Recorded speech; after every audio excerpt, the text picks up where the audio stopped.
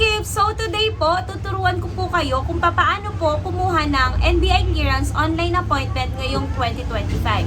So, itong video po na to ay para po ito sa mga first time new applicant na kukuha po ng NBI pero po ayaw na pong i-take yung first time job seeker and sa mga nakalimutan po yung login details nila sa NBI account nila or yung mga may mga NBI na po before pero nakalimutan yung NBI number nila. So, tara po!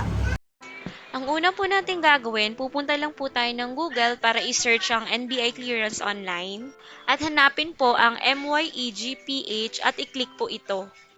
Then, i-click nyo lang po yung Renew NBI clearance online at i-click lamang po ang Agree at i-click ang Close at pindutin ulit ang Close.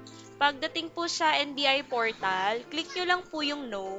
Sagutan lamang po yung personal details, gaya po ng gender, ng civil status, date of birth, first name, middle name, surname. Pagdating naman po sa mobile number, kailangan po yung active number po yung ilalagay. At ilalagay din natin yung email address para dun po natin i-activate yung NBI account natin. Gawa lang po tayo ng password na madaling tandaan. Pindutin lamang po ang read and accept terms of services. At pindutin po ang agree. At pindutin lang po natin yung I'm not a robot. At yung sign up sa baba. At pagkatapos po natin makapag-sign up, may marireceive po tayong OTP sa mobile number natin. At itatype po dito at pindutin ang submit. At pagkatapos nyo po masubmit, magpapapa po ito sa screen nyo. At ang sabi po dito ay we sent an activation link to your email. So, kailangan po, puntahan nyo po yung email nyo dahil may marireceive tayo from NBI na kailangan natin i-activate yung account natin. At ganitong email po yung marireceive natin galing NBI. At click lang po natin yung activate account. Pagkatapos ma-activate yung account, magre-respond si NBI na activated na yung account natin at pwede na tayong mag-login. At automatic po tayong babalik dito, pindutin lamang po ang agree and close at close. At pwede na po natin i-login yung account natin. I-type lang po ang email and password.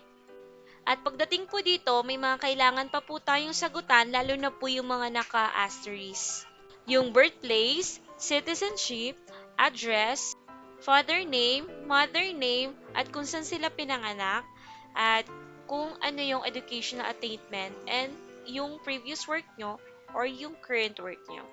At i-click nyo lang po yung save information. At dito, kailangan nyo lang pong i-verify yung mga information na nailagay para po maiwasan po yung discrepancy na information natin. At kapag okay na po, at na-verify nyo na tama naman po yung information na nailagay, click nyo lang po yung submit at i-click po ang apply for clearance sa may bandang gilid. And dito naman po, iselect nyo lang yung type of ID na meron po kayo basta valid and i-input nyo po yung ID number. Once na makapag-provide, click nyo lang po yung agree at iselect po yung NBI branch na kung ano yung malapit sa inyo at pili lang po kayo ng mga available slot na naka-color blue. Sa may gilid, nandito po yung payment of method. Ang pinili ko po is GCash. And click nyo lang po yung GCash icon. And click nyo po yung proceed to payment. At lalabas po tong reference na to. Ito yung gagamitin para makapagbayad po sa GCash. At click nyo lang po yung accept. At pwede na po kayong pumunta ng GCash para magbayad. Click nyo lang po yung bills and yung second, yung government. Then, search nyo lang po NBI. And then, ilagay lang po yung reference number na lumabas kanina. And lagay nyo po yung contact number and yung email address. At pagkatapos, click nyo lang yung next. And then, before i-confirm, i-verify nyo muna kung tama yung reference na nailagay. Kapag okay na, click nyo na yung confirm.